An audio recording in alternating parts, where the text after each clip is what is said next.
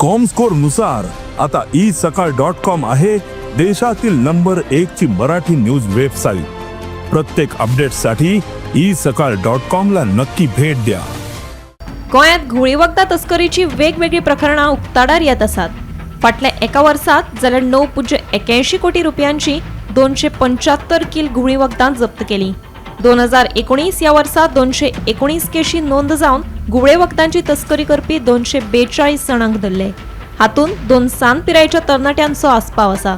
2020 या वर्सा 148 केशी नोंद करून 177 जणांक अटक केली।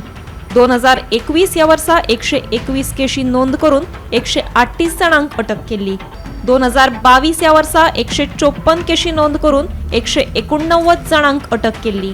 तशेंच 2023 या वर्सा 140 केशी नोंद करून 165 जणांक अटक केली। हातूंत एका सान पिरायेच्या तरणाट्याक पुलिशेन घुवळी वखदां तस्करी प्रकरणांत धरिल्लो। 2024 या वर्सा 159 केशी नोंद करून 188 जणांक अटक केली। फाटल्या 6 वर्सांची आंकडेवारी विचारांत घेतली जाल्यार घुवळे वखदां तस्करी प्रकरणांत अटक केल्ल्या मदीं चडशे तरणाटे आशिल्ल्याचें दिसून येता। घुवळे वखदां तस्करी प्रकरणां 2019 या वर्सा 219 केशी 242 जणांक धरले।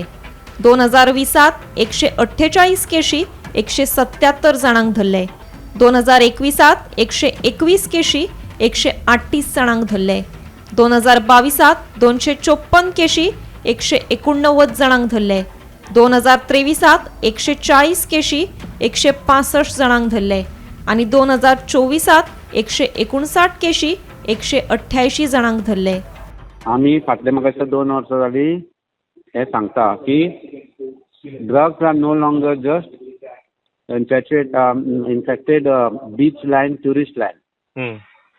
Drugs have reached cities, local homes, schools and colleges.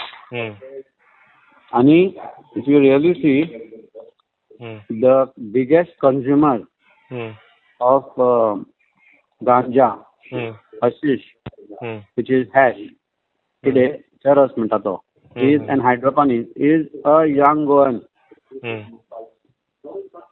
And fact that yesterday 10-12 कोटी worth तो एकला पळय, it is not for consumption of just the tourists. It is for local consumption also, and that is what is alarming.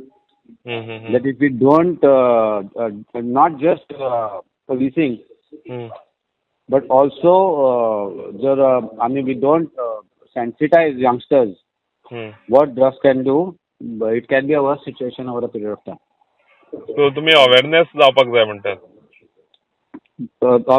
One is arrest, confiscation and awareness. It's a combined process.